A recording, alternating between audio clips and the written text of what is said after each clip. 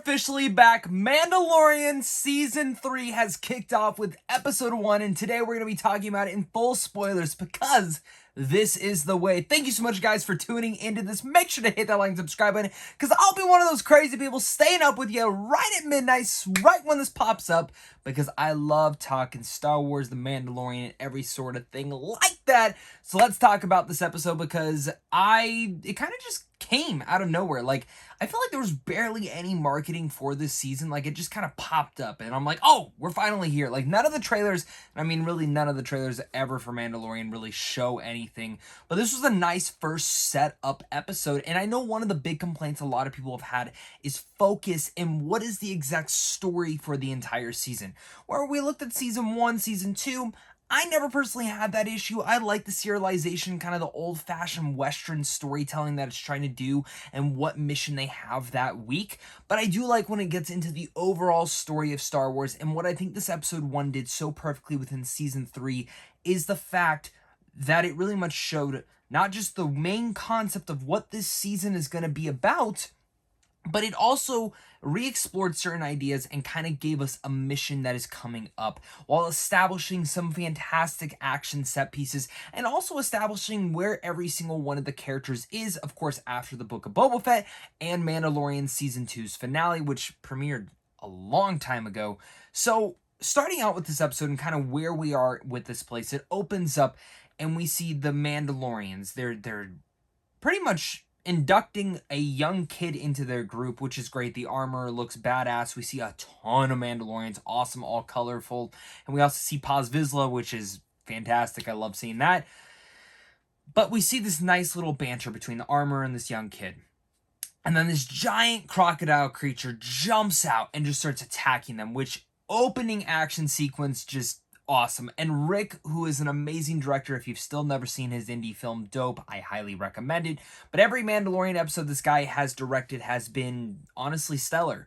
And I found for this episode in particular, he just, again, hit exactly what the premiere needs to be. And I think he actually got bumped up to one of the executive producers for the season. And I think he's actually ended up directing like 3 of the 4 episodes out of this 8-episode season. But this opening scene was just stellar. Seeing them all fight against this giant alligator thing. And right when you think Paz Vizsla is going to die, who swoops in? Mando, Grogu, and one of the baddest ass starships. I love those Naboo starships, and I love the fact that that is what he's flying around in. Shooting the alligator, blows it up.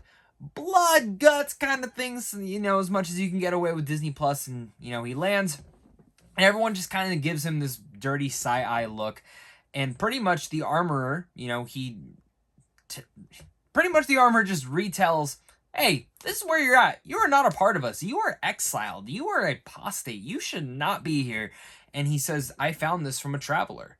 What can you tell me about this? Does this mean it's all true? And he gets put on his mission from them, that there is a chance that he can still bathe in the mines. So where does that take him next? Well, he needs a droid. So he ends up going to Grief, who is great. I love Carl Weathers. And seeing how much this city has been rebuilt. I don't think we've actually revisited it since, of course, Mandalorian Season 2. And from what Jon Favreau has talked about is that the show does span over a couple of years. So the fact that Grogu was pretty much with Luke Skywalker for 1 to 2 years, well, that's a long time. They've built a lot, and it looks like the society has started to grow. One of the greatest Easter eggs, though, or not even one of the greatest Easter eggs, was walking in and seeing IG actually as a statue. That just gave me a lot of smiles, and I love seeing that because I thought IG-11 was just fantastic to see, and I thought the way that they used him in Season 1 was perfect. And then, you know, you get into there, and Grief and Mando are kind of communicating and having this great conversation once again. It was fantastic to just have two friends reuniting, and Grief kind of saying, this is what we've done. How about you come here, settle down with the little one? And I love them catching up because we forget that Carl Weathers, I don't think, was in Book of Boba Fett, so he doesn't know about Grogu's real name. He doesn't know any of that, and it's cute to see Grogu spinning around in the chair using the Force and what abilities he now has, and I loved seeing that entire sequence. But where it really comes down to is when the pirates get involved. And Grief still shows that he's a badass, shooting down that guy, and then them trying to shoot him down, and Mando taking them all out, which leads into the ending of this episode, which we'll get to in a second. Now, he says, I want the droid. That is the only droid I trust. I want that droid fixed.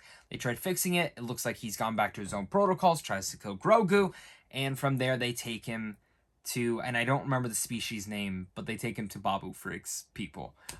Which in the trailer we saw Babu Freak's people in it, and it was very exciting. And of course, this is kind of a connection to the sequel trilogy, which we've kind of been getting hints of. I think we're gonna get more of that as we explore more Mandalorian and just more of these Disney Plus shows. But it was great, and I love the dialogue between how Mando doesn't understand them, so Grief has to kind of tell him what's going on, and just some of their small dialogue, calling Grogu a big baby, Grogu squeezing one, thinking it's like a pet.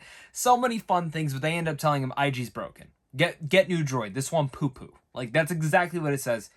Totally, like, I think that's what makes this so fun for me, is that Mandalorian Season 3 kind of kicks off with an episode that expands all three trilogies of Star Wars, all three eras of Star Wars, whether it's the prequels, the originals, and of course the sequels. And I thought that was really cool how they were able to intertwine those and again make it all feel so real and cohesive for the most part. Because when you look at this show, a lot of people kind of like the first season very much is the original trilogy. The second season is kind of the original trilogy mixed with the sequel trilogy, and this is kind of infusing all those elements. So he ends up telling them, well, what if I can find the piece? Well, he goes on his way, and where does he end up going? To one of these last Mandalorian planets. There's this Mandalorian castle, and the second they said that, I'm like, this is where Bo-Katan's at. Gets dropped off, goes and talks to Bo-Katan, and Bo-Katan is just sour as shit. And she sets him on his way as well, saying, he's like, I'm going to retake Mandalore. You can come with me, or you can't. And at the same point in time, she says that all of her people pretty much deserted her because she doesn't have the Darksaber, which does lead into that information and kind of what is that context and how can that be? I have a feeling Bo-Katan might end up being like one of the central villains of this story because she does want that Darksaber. It is kind of her right, specifically if you've watched Clone Wars and Rebels. So I'm excited to see where they all take that. And this is just a perfect first episode.